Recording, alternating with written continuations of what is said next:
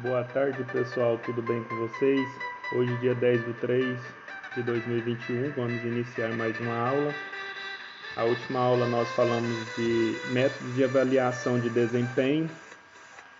E dentro dos métodos de avaliação de desempenho nós trabalhamos métodos tradicionais, trabalhamos também os métodos recentes. E hoje nós vamos iniciar na página número 6. Hoje nós estaremos concluindo essa apostila. Hoje nós estaremos falando das regras, sobre as regras para que a avaliação tenha sucesso. Aí, falando sobre as regras, nós temos: não deixar um funcionário muito tempo sem feedback, ou seja, sem um retorno daquilo que a instituição como eu disse para vocês, se a instituição deseja fazer com que aquele funcionário melhore em alguma atitude que ele não está cumprindo ali com as normas, com as regras, ali o gestor tem que estar sempre fazendo feedback com ele para ver se ele melhorou e para ver se está sendo cumprido, né, o que foi desejado pela instituição.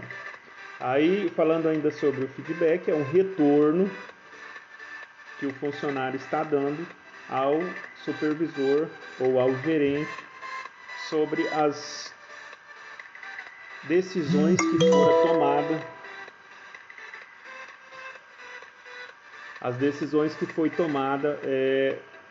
no feedback anterior.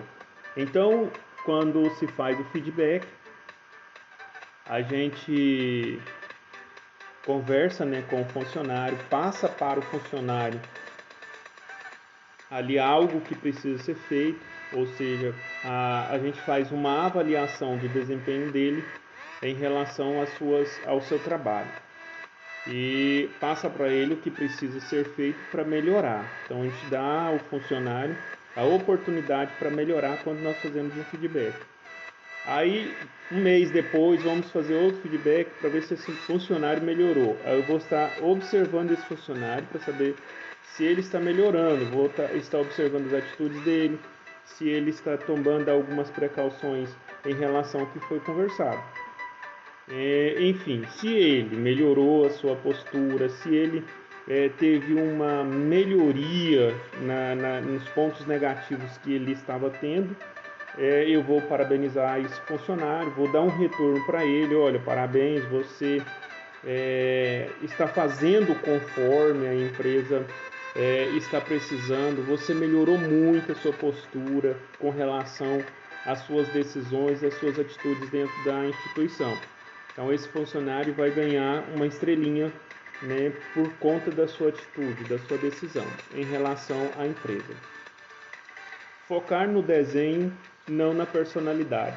Ou seja, se eu tenho um objetivo para atingir, eu não posso focar na personalidade da pessoa, mas no objetivo que eu preciso atingir. Então essa pessoa, independente da personalidade dela, ela tem que se esforçar para atingir os objetivos da empresa. Entenderam? Não é porque eu tenho uma personalidade forte, eu tenho uma natureza difícil, que a empresa tem que se adaptar à minha pessoa. Não, jamais. Então eu tenho que me adaptar à empresa, eu tenho que me adaptar às necessidades da empresa. Então, quando a gente faz essa avaliação de desempenho, eu não posso focar na personalidade da pessoa. Muito pelo contrário, eu tenho que ver as atitudes dela, as decisões dela com relação à empresa. Entendeu? Fazer um balanço positivo e outro negativo. Então, eu vou estar passando para a pessoa que eu estou fazendo ali um feedback, os pontos positivos e negativos dessa pessoa. Então, todos nós, seres humanos, nós temos pontos positivos e temos pontos negativos. Nós não somos seres humanos perfeitos e 100%. Nós estamos em um processo de adaptação. Então, nós precisamos melhorar todos os dias. Aí nós vamos tratar um ponto de cada vez. Não é querer resolver tudo de uma vez só. Então, vamos resolvendo por partes. Não prometer o que não se pode cumprir. É outro fator muito importante. Não adianta eu prometer aumento salarial para o meu funcionário se não há um projeto de aumento salarial por parte da empresa. Eu vou estar mentindo e isso vai trazer um constrangimento e sérios problemas com os meus funcionários, certo? E por último, ter compromisso. Então, tem que ser compromissado. Então, essas são as regras para se ter um bom desempenho na avaliação de desempenho. Então, para ter sucesso, precisa seguir essas regras. Tem algumas falhas no processo de avaliação de desempenho. Sim, tem muitos erros. Nós vamos falar de alguns erros aqui existentes dentro do processo de avaliação de desempenho. Quais são esses erros? Nós temos o primeiro, o efeito halo. O avaliador pontua diversos aspectos no desenho baseado em uma impressão global sobre a avaliação em detrimento de uma avaliação focada no comportamento e no desenho na organização. Um exemplo é a influência da primeira impressão ou o julgamento pela imagem física. Assim, o efeito halo é um julgamento superficial e resumitivo, com bases em resultados gerais e impressões gerais por parte do avaliador. Então, eu não posso olhar para uma pessoa e avaliar ela pela sua condição física. Eu vou avaliar uma pessoa, a sua beleza, ela é bonita, ela é feia, ela é alta, ela é baixa, ela é branca, ela é negra. Não é por aí que a gente faz uma avaliação. Então, se eu fizer a minha avaliação por esse lado, certamente ela vai para o ralo, ou seja, não vai servir de nada, certo? Eu tenho que avaliar não pelos aspectos, né, da primeira visão. Meu anjo, tem gente que diz, meu anjo não deu certo com o anjo dele. Então, pessoal, a gente não pode avaliar por essa forma, senão vai tudo embora. Outra questão, às vezes você vê uma pessoa, de imediato você fala assim, não gostei dessa pessoa. Mas com o passar dos tempos, se você fica ali próximo daquela pessoa, vai conhecendo ela, vai conhecendo, de repente você muda a sua forma de pensar, porque você fez uma pontuação antecipada daquela pessoa. Você pontuou de forma negativa aquela pessoa. E quando você a conhece de verdade, você vê que ela é totalmente ao oposto daquilo que você estava imaginando. Isso acontece com muitas pessoas. Posso até dizer que já aconteceu comigo também, certo? Então, não posso avaliar dessa forma. Um bom avaliador, ele nunca vai fazer um julgamento precipitado pela imagem da pessoa. Não é isso. Nós temos outros erros, né? Vou falar de outros aqui, não vou falar de todos, mas depois vocês leem aqui, tem todos os erros. Erro de contraste. O avaliador compara a última avaliação com a anterior.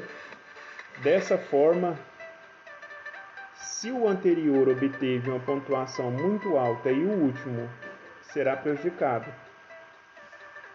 Do contrário, será beneficiado. Então, quando a gente fala de contraste, um funcionário ele é avaliado, digamos que todos os meses. Se a empresa quer atingir um objetivo muito grande em pouco tempo, vamos avaliar os funcionários todos os meses. Se no mês de janeiro eu fiz uma boa avaliação, uma avaliação muito alta, no mês de fevereiro eu faço uma avaliação e essa avaliação caiu muito, então uma avaliação baixa. No mês de março eu vou fazer uma outra avaliação, se essa avaliação ficou muito alta de novo, ou seja, se eu for olhar para os meses anteriores e fazer um contraste, mas o mês passado foi muito alta porque esse mês foi muito baixo. Então isso é um contraste. Isso também vai fazer com que essa avaliação seja descartada, ou seja, prejudicada, porque é um erro. Eu não posso fazer contraste de um mês com o outro. Eu tenho que fazer ao longo do ano, ou ao longo de 2, 3 anos. Né? E eu pego um percentual do ano de 2000 para o ano de 2019. Vamos fazer uma análise para ver o que melhorou, se piorou, se permaneceu como estava.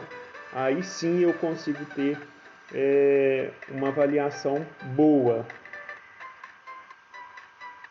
Porque há muitas coisas que podem atrapalhar no processo. Então, se esse mês nós tivemos quedas de energias constantes, né, isso vai influenciar que, às vezes, aumente contaminação nos produtos alimentícios, porque os produtos vão parar na linha de produção. Então, se no mês anterior eu não tive essas quedas de energias, ou seja, essas paradas, isso vai influenciar muito nessa avaliação. Então, eu não posso fazer esse contraste de um mês com o outro, senão vai atrapalhar. Pode acontecer de uma máquina quebrar mais de uma vez no decorrer do mês. Efeito de semelhança. O avaliador tende a valorizar o avaliado, pois se identifica com determinada característica ou comportamento do mesmo. Portanto, o avaliador deve ser neutro e enfatizar outros pontos que serão importantes para o trabalho ser realizado. Então, quando há um efeito de semelhança ou quando o avaliador se identifica, né, com a pessoa que ele está avaliando, essa pessoa aqui é de boa, essa pessoa aqui é legal, eu me identifico com ela, é meu amigo e tal, isso vai prejudicar o avaliador e a sua avaliação. Isso vai interferir, então não pode, né? A gente tem que avaliar de forma neutra, de forma que eu não estou avaliando o meu amigo, não estou avaliando aquela pessoa que eu tenho empatia por ela, eu estou avaliando um funcionário, eu estou avaliando uma pessoa que faz parte do mesmo quadro de funcionários que eu, caso. Bom, pessoal, hoje é isso, nós concluímos então essa apostila. Na próxima aula, nós estaremos fazendo uma avaliação desse primeiro módulo, nós estaremos encerrando esse primeiro módulo amanhã. Desejo a vocês boa aula e se tiverem dúvida, eu estou à disposição para ajudá-los.